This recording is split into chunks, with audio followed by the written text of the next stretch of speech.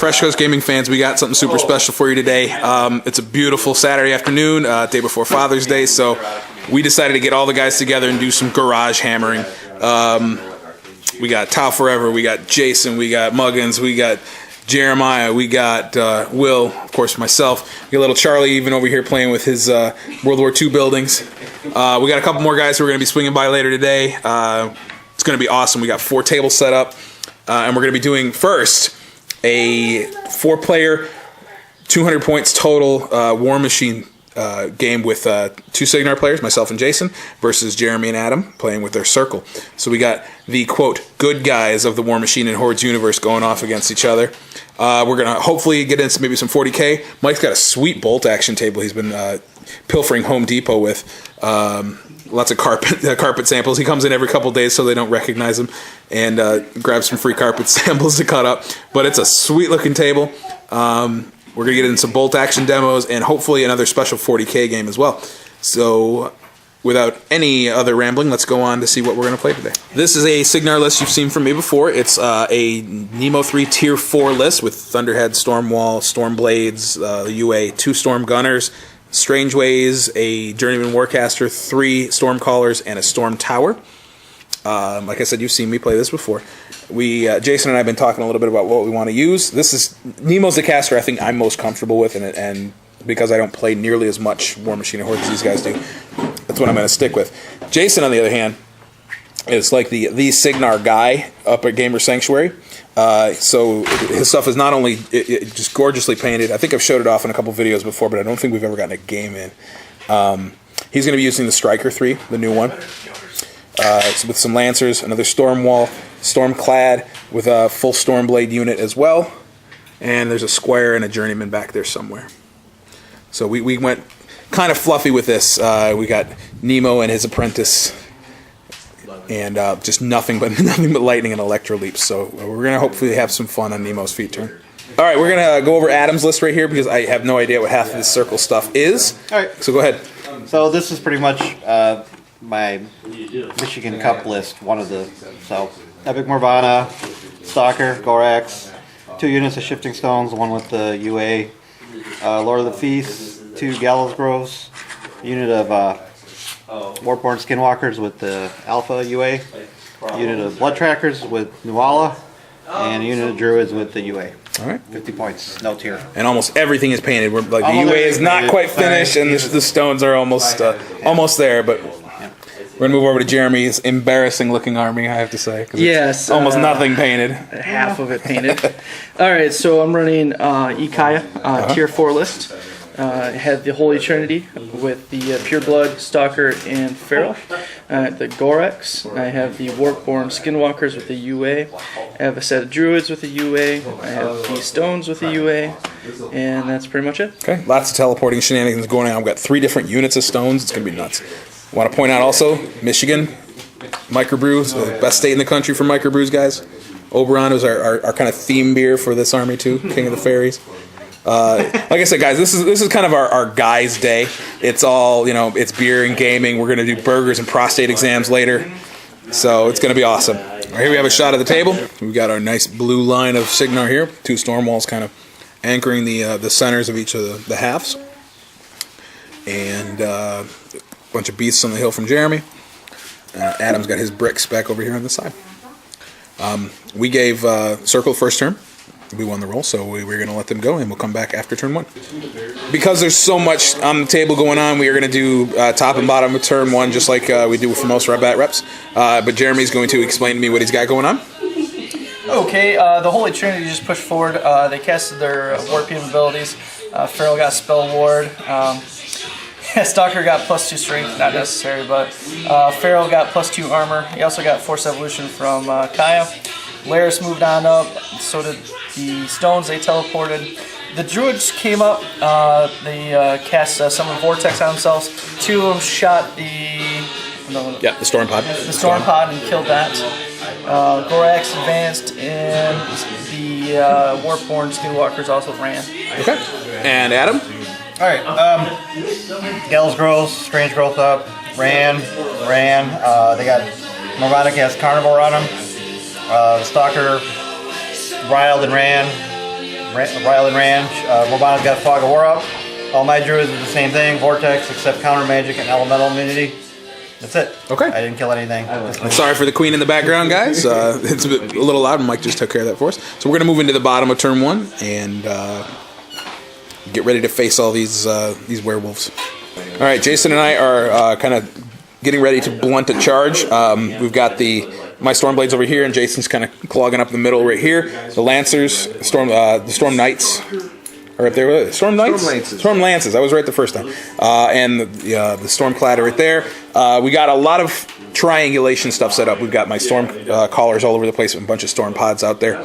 The only attacking that went on was my Stormwall, shooting both of his heavy barrels at one of the Warpwolves here. Right, that's what they are, Warpwolves, right? Skinwalkers. I don't know any of this circle stuff, so give me a break. I dropped him down to I think a single wound or maybe 2 left, so I had to move Nemo up to and extended his control range and zapped him. But I also managed to do some damage to that one and kill one of the druids as well. Because electroleaping is so much fun, and we're looking forward to doing a lot of it today. Otherwise, I've got failsafe on Thunderhead, Arcane Shield on my Stormwall, Arcane Shield on the Stormlances, Iron Aggression, and Escort. Thank you. Over here, and that's about it. Move to turn 2.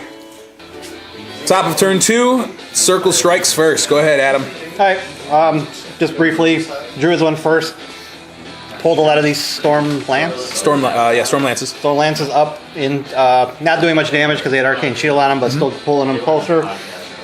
For me to move the Blood Trackers up, throw the spears. They were the prey, so they were getting. I killed 3 of them, and then they after that they reformed back with Nuala. Everything else pretty much up ran. Morvana did try to cast to try to kill off that last one, but I failed. She's camping for Fury. She did not cast Fog of War this turn, so I might get a Fog of War. And then ran, and then Jeremy. All right, over on here. Alright, what happened is Laris came up, and then Kaya came up. She used Dogpile through Laris to give +2 speed to charging the Stormblades. And they're down to just the UA and the captain. He managed to kill everybody else in the unit. The Stalker came up, did the Stalker type thing, and killed 4 of them. The Pureblood came up next, did a spray attack, whiffed terribly bad. Yeah, he missed on both. Needed 7. Yeah, Jeremy's first couple attack rolls were just atrocious. Missed 7 attacks, I think, this turn. But thanks to Berserk and everything else he has, he managed to.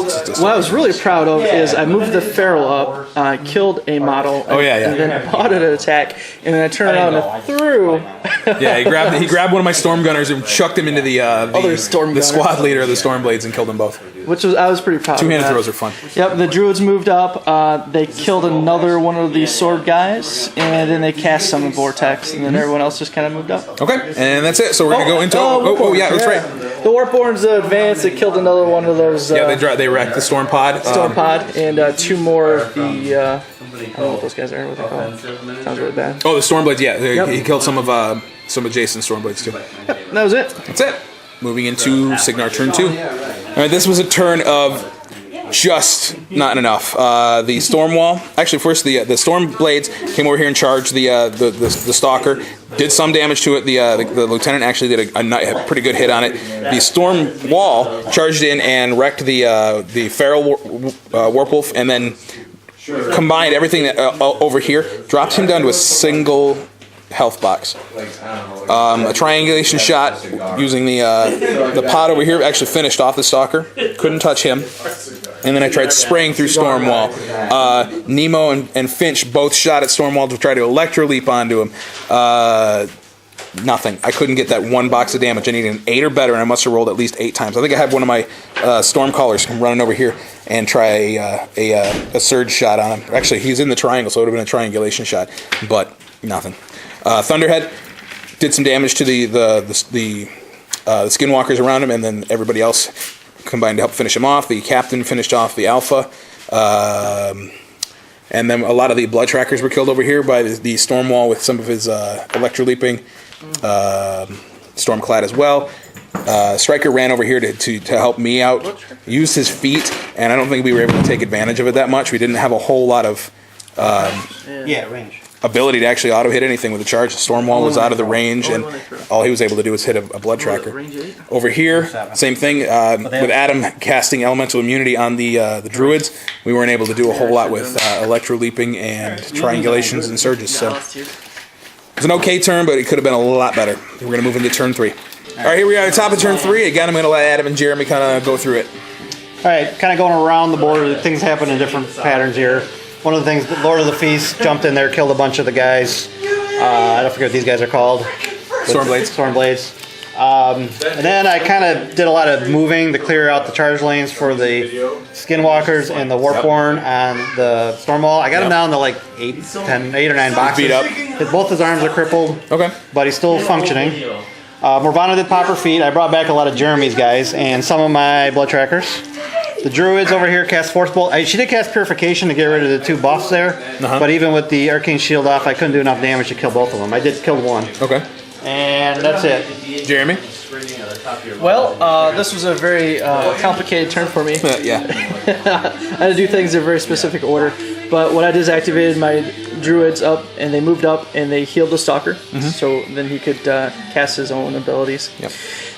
He finished off the Stormblades and then took a couple of swings at the storm. They took some shots. Wall. I think they missed on all their shots. Yeah, they did. Yep, They were terrible. but they did get elemental against electricity. Yeah, so Jeremy picked up on the fact that he can make his guys immune to our electrics. Noob skills. Yeah. So then the next one I activated was a stalker who healed his other boxed out target, and then proceeded to whiff twice on those infantry guys. And he missed the storm wall once too. That was the best part. He missed 3 times in a total of his 4 or 7 attacks. It was bad. He only did 4 damage to the But storm wall. He did kill the 2 remaining last sword guys over there, and did 4 damage to storm wall. Teleported back. I teleported him back to relatively safety. Then Kaya popped her feet. Yeah, and then activated. Yeah, Kaya activated first. She popped her feet. Dog piled on. Storm wall. Yep. Gorax went next. He just ran up, gave his Animus to the Pureblood, and then he teleported back.